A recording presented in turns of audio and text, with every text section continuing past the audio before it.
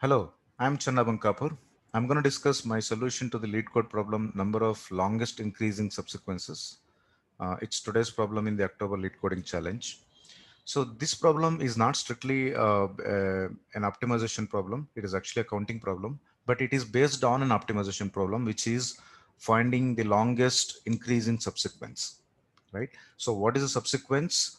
Let's try to understand that first. So we have a sequence here in this example, 1, 3, 5, 4, 7, and a subsequence of this one could be 1, 5, 7, right? Which is a subset, right? Which is a subset of this the given sequence, and also in the same relative order. That is essentially a subsequence. And say even 154 is also a subsequence, but 154 is not an increasing subsequence, and 135 is an increasing subsequence, right? So we need to, as in this optimization problem of finding longest increasing subsequence, we need to find the longest of such increasing subsequences. If you see there, this is of length 3, but 3 is not the longest one. We have a subsequence of length 1 3 5 7, and also 1 3 4 7. So there are actually two subsequences of length 4, and that happens to be the longest, right? And in this problem, we want to find the number of such longest increasing subsequences, which is 2 in this example. 4 is the optimal value of the optimization problem, and these are optimal solutions of the optimization problem, and we are just counting the number of optimal solutions here, right? So it's actually better to know how to solve, finding the number of it is better to know, better to solve the optimization problem longest increasing subsequence, and just count how many of them actually are going to be optimal solutions in that, right? So that's an easier method. So that's why I'm going to go to first I'm going to try to look at the problem, which is just finding longest increasing subsequence, right? So this is also a problem in LeetCode. If you solve this one, you're gonna easily find a solution to the one we are looking for. So a solution to this one, let me quickly go through this, because this video is not meant for this problem alone. I'm not going to spend more time on this. So what do we solve here? We want to solve f of n. F indicates the problem we are solving. That means we wanted to, f is essentially the length of the longest increasing subsequence. And in this case, either it could include nth or not include nth. If nth value is not included in the subsequence, we just have to solve for f of n minus 1. If nth is included, then we have 1. Along with that, g of n minus 1 comma nth element, it should not be greater than that, right? So what does it mean is, g is, as in the function here, cannot be f. The reason is it cannot just always decide on whether an element could be chosen or not chosen. There is a limit for that, right? It should not, it should always be lesser than nth element, right? So that's why we are going to have a different function. So we need to find the max of these two. So suppose, how do we solve g of n minus 1 comma n? Suppose if it's g of I comma j, right? So it's going to look like this. Either we are going to choose that ith element or not, right? So we can always choose not to include ith element. In that case, we just have to solve g of I minus 1 comma j. We don't have to add 1 to this because we are not choosing it. But what if we choose ith element? Okay, this is where it is going to be different in g. We cannot just choose it. It has this condition has to pass. EFI should be lesser than EFJ, then only it's going to be increasing, because ith element is going to be followed by jth element. Therefore AI should be lesser than AJ. So if this is true, then we have another possibility, which is g of I minus 1 comma. In this case, I'm going to give I, because now the limit is going to be ith element, because we already have considered that in a j which is greater than AI, and we're going to add 1 because we are including that element. So this is also max, but this is conditional. All right. So this kind of state space tree or recursion tree is going to help us come up with a recurrence. So f of n is going to be max of f of n minus 1 and 1 plus g of n minus 1 comma n, right? So this is the optimization for f, and similarly for g, g of n is going to be okay, maybe I'll just consider the first case, a max of g of I minus 1 comma j. Sorry, maybe I should say g of I comma j. So g of I comma j is going to be max of g of I minus 1 comma j. This is when we don't choose the ith element. But if we choose the ith element, it's going to be 1 plus g of I minus 1 comma I. But this is only if ai is lesser than aj. Otherwise, this is not allowed. So the else part is only not choosing the ith element, which is g of I minus 1 comma j. So this is that else part, right? So if we solve these two, we're gonna get it. So I'll not get into details of this one, but if you realize already, so what happens here, let me actually show you a few other things. Why I'm not going to get into the details is, first of all, yeah, I want to make another video of this problem alone, but there are other few problems I have already solved using, state space tree, and then, solving through coming up with the recurrence, and then implementing naively and figuring out there are overlappings of problems, and using memoization, and then using bottom up way of solving that problem.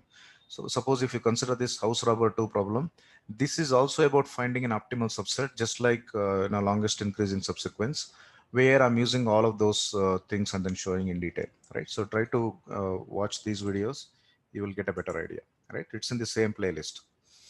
All right, but otherwise, as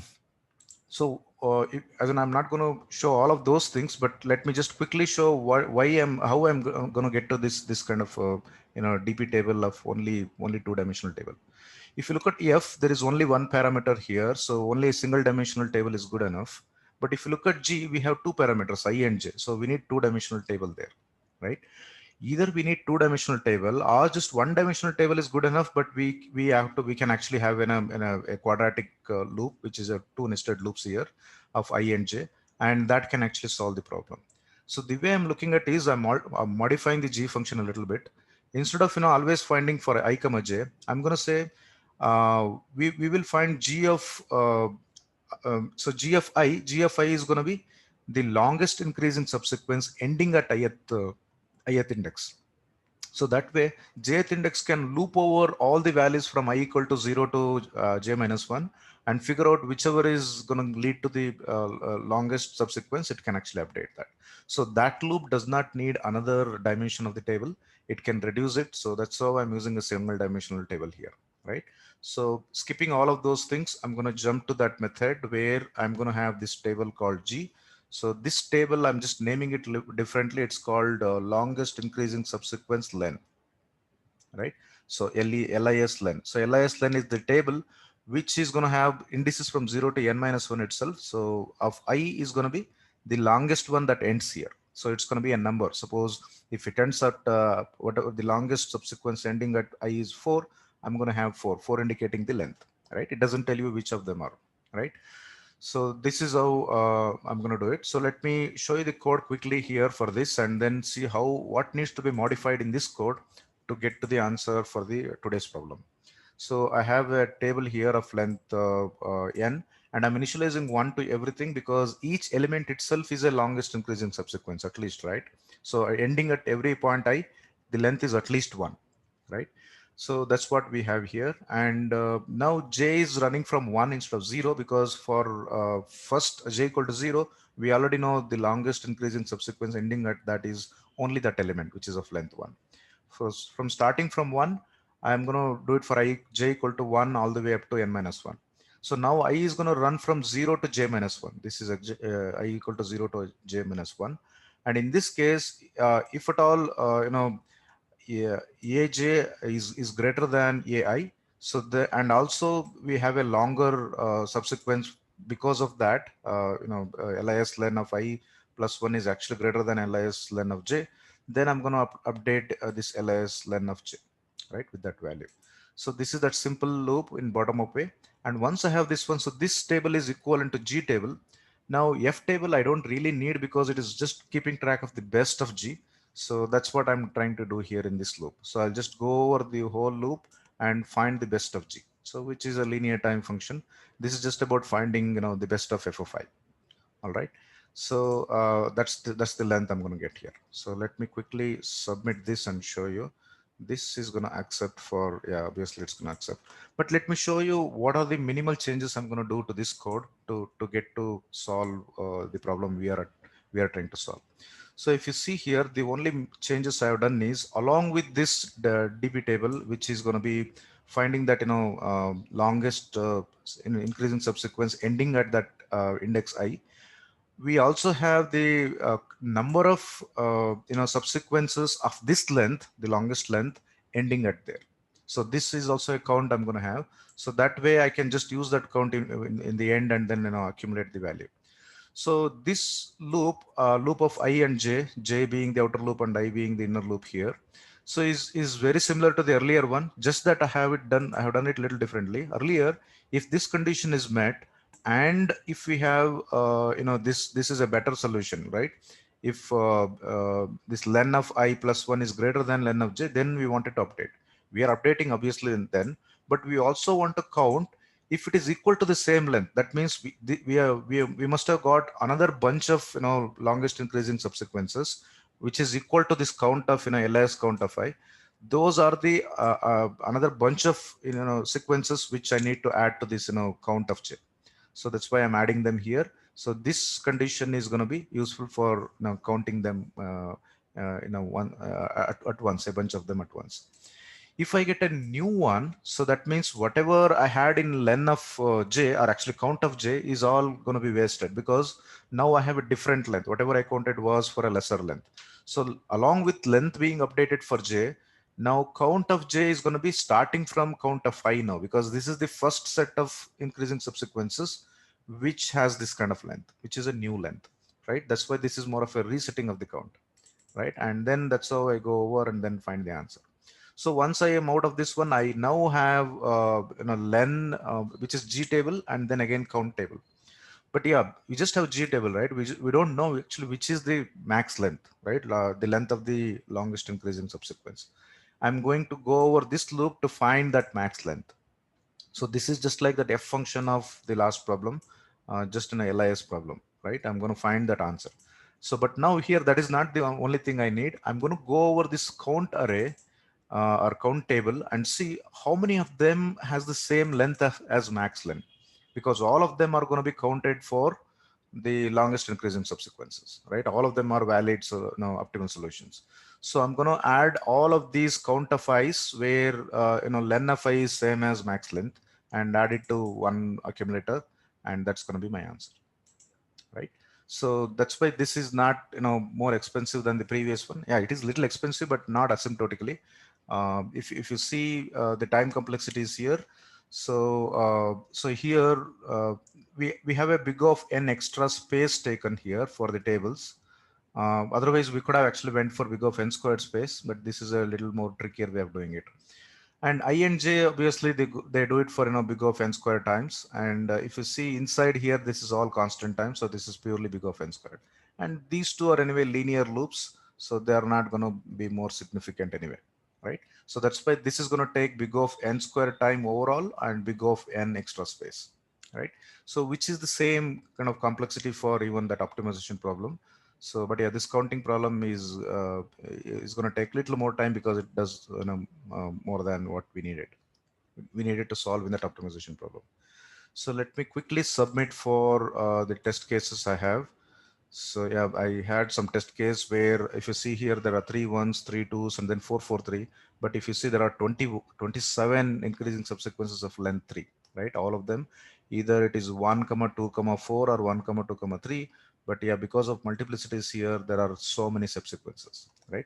Subsequence is not unique. It is unique in terms of the indices, right? So that's why you are going to see a lot of 1, 2, 4 kind of subsequences, right? uh, Precisely there's going to be 18 of them, and 9 of them are going to be 1, 2, 3. All right. But yeah, let me submit, and I hope I'm sure that it's going to accept, right? So, and this is the fastest way of solving it, because that's what they were asking for in this problem. um, I think in that optimization problem they asked for, can you do it in big of n square time, and we are doing it there. All right. So hopefully in another few days, I'm going to make a video for this problem as well in a detailed way, and I'm going to link to this, right? So then can you, yeah, so there is a follow-up question. Can you improve this to big of n log n? So if you know a way of doing that, can you please comment it out and put your approach in the comments. Don't try to put the code completely, just explain the approach. If someone wants to try, they can always do it, right? So try to avoid searching in the internet and then just pasting it there. But yeah, if you found out on your own, that will be useful. And if you have any questions of how to solve these ones, these kind of problems, uh, put them in the comments. All right, so please like the video, subscribe to the channel, and happy coding. Thanks for watching.